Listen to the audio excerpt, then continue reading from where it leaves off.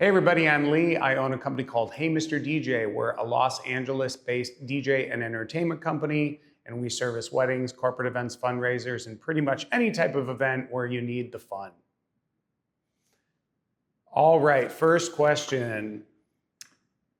I've been quoted as saying, reading the room is key. What's the first cue I look for before I play that opening track? It's a great question. A lot of DJs just show up and wing it. I think when you enter a space, or even before we enter a space, we're doing a walkthrough to look at the room size, dance floor size, positioning of the bar, how the room is laid out and how it's going to feel, lighting levels. We also will run some uplights or lighting to really create the right energy and vibe. But walking in as guests arrive, we're looking at body language, we're looking at age range, demographic, trying to get some visual cues if people are tense, if they're stressed, if it's been a long conference, or if it's a wedding and people are nervous. And so really dialing into the demographic and the age range to try to figure out how we can start sending messages or signals to each guest that there's going to be some music for them. Once we start dialing in some tracks that everybody hears, something that they enjoy, you start to see the armor come off a little bit. This is a great one. What's one misconception people have about what a DJ actually does? We are vibe curators. I love this question because when I started in the nightclub industry, people don't realize a DJ's primary job is actually to drive revenue. In a nightclub or bar setting, if everyone's on the dance floor all night, they're not buying drinks. So the DJ's job is to get people dancing, but also to rotate the dance floor throughout the night and move people back and forth from the dance floor to the bar so that you're increasing bar sales and the business makes money. This directly translates well to a corporate event or a wedding because you have a lot of different demographic, age ranges, and so there's still a lot of natural dance floor rotation where people need to take a break, they go eat, they want to jump in the photo booth. And so your room awareness is key. People don't realize that it is more methodical in your song selection and how long you're deciding to let a song play, when to make the change up, when to switch from one genre to another. We're in our heads a lot more than we are in our artistry when it's a professional event like a wedding or a corporate event. What's the ingredient that takes an event from good to unforgettable? It's those moments of connection. It's dropping the right song in the right moment that triggers memories and emotion.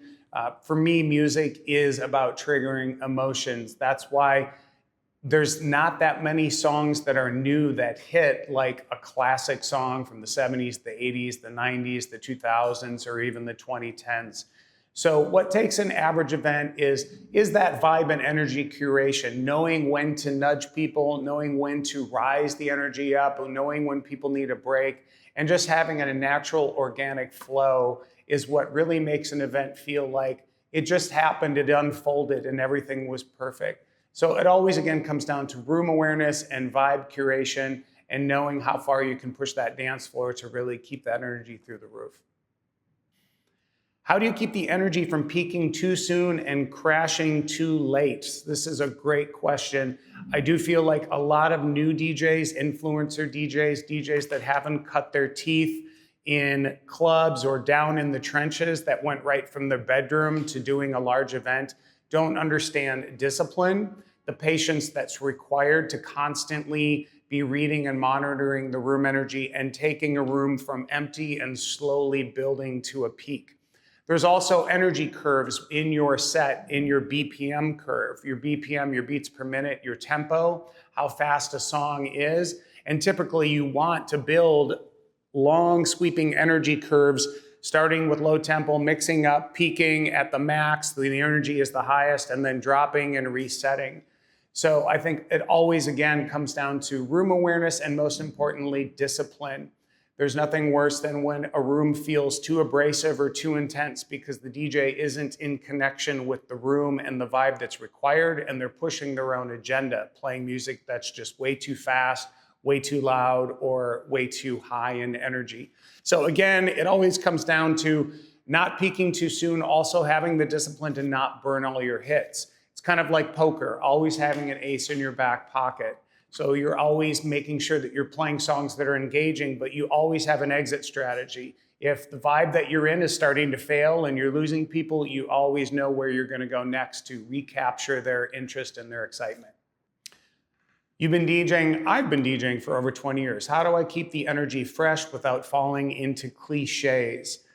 So again, I think it's about having a personal style and brand and the confidence to know that my approach works, but there's always something to learn. The day you think you know everything, you've stopped growing. So I'm a big fan of following up and coming DJs, podcasts, YouTubers, and also actively networking with other DJ groups, conferences. There's always ways to see if you have a process that could be improved or streamlined that has more impact logistically or from an impact perspective in terms of everything from how you greet a room to how you manage your energy throughout the night. So I think it's always be curious, always find a way to continually learn and grow to keep your passion alive. So between weddings and corporate events, the vibe is a little bit different. How is getting grandma to dance different than getting the CEO of a company to loosen up? It's a great question because there are some anxiety and nerves involved in both events. One, with a wedding, it's more personal. There might be family dynamics. We have to remember in both scenarios, not everyone likes to dance or wants to dance. And as a DJ or an MC, our job is to nudge people without pushing them so far out of their comfort zone that they're resentful or they just shut down. And that can be a very fine line to balance. So there's a few tricks up our sleeve that we can use in both scenario, wedding or corporate events. Most importantly, it goes back to a previous question of always reading the room, always being tuned into what kind of energy you're creating and how it feels, knowing when to push. It's kind of like fishing, being able to throw out bait and seeing who you've connected with. And once you have connected with enough people, being able to whip the fishing pole and get everybody out there. So with grandma, older parents, it's at a wedding per se, it's about simply finding the right music and finding the right moments where they're gonna wanna come out on a dance floor. With a corporate event, it's a little bit more challenging because you have people that work together, don't know each other, might be uncomfortable dancing in front of their boss. Now with social media, everyone's concerned about doing something that might be captured and forever viral and affect the perception of them in the company. So we typically will work with the client and find a few party starters. That's a big one, is finding the extroverts, the people that are not afraid to jump out on the dance floor. The number one thing that happens in either wedding or corporate event is you have a big empty space and no one wants to be first. So they need to what they need is to be given permission and encouragement. And so I am not afraid to have ringers. If we can get 5 people to jump up on the dance floor, 5 more will join, and the next thing you know, you've got grandma and the CEO having the best night of their life. This is gold right here. What's the most important question people forget to ask before booking a DJ? There's actually several, but I'm gonna go to logistics. Do you have backup equipment and what are your contingency plans? Now more than ever, there's a lot of entry-level DJs that have entered the market and they show up with a single piece of gear like one laptop, one mixer, one microphone, running ceremony or cocktail hour with a single speaker, and there's no backup plan, there's no contingency. All equipment can fail, even if it's brand new and shiny, even if it's a Mac versus a PC. So a lot of clients don't know to ask, what is the backup plan? That would be my number one piece of advice. It's kind of a given that hopefully you've done your diligence to screen your potential DJ and make sure they're the right vibe, they have the right personality, that they're professional, that they have insurance, that they allow 2 to 3 hours for early arrival to sound check, that they have reviewed the timeline. For me, all of those are questions to ask, but hopefully if you're dealing with a professional, they're a given. But again, I'll circle back to the one thing that's often overlooked is, do you have a backup plan in case of illness or accident? And do you have enough equipment for any contingency of gear failure? At the end of the night, when the lights come up and the music fade, it's so dramatic. What do you hope people remember most about the vibe you've created? I'm happiest when we get reviews from clients and they say that their guest said that was the most fun they've had in years, or it's the most they've danced in 10, 15 years. But it's not always about dancing. It's about creating an environment where people have connection and they feel the love and they just have a great time. Life is so busy and chaotic, and people are so dialed into their mobile devices. Everybody has a ton of worries and anxiety in their heads. And so I think our job is to create an environment where for 3, 4, 5, 6 hours, people can put the phone down, they can take their armor off, not worry about how they look or being judged, and just fully be free. And that might look like being the queen of the dance floor and just letting it all out, or it might be sitting at the table. But either way, your armor is down, you're engaged, you're present, the music is speaking to you, it's triggering something in your heart, some emotions, some memories, and leading you to go home going, that was the best night. A lot of DJs rely on hype. I rely on connection. What is the moment that I know I have truly locked in with a crowd? This is a really great question, because with all performers, there's something that motivates us. For some of us, it's validation. We thrive on validation and knowing that we've been seen and people love and appreciate what we do. For a lot of us, it is connection. Believe it or not, a lot of DJs and performers are introverts. And so this is a way for us to safely connect with people.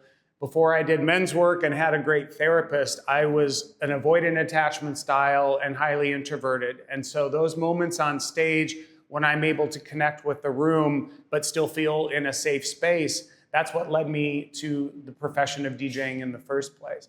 So there's always a moment you open a room and there's no one there, and one by one people trickle in, and it becomes a living, breathing, organic thing. And the crowd is waiting for you to lead them and build the energy for them. It's a bus that they need to hop on. But at a certain point, it becomes a symbiotic relationship where they now are creating the energy that you're feeding off of, which inspires you to play better, mix better, do the best set of your life, which feeds more energy back to them. And it's a really beautiful experience.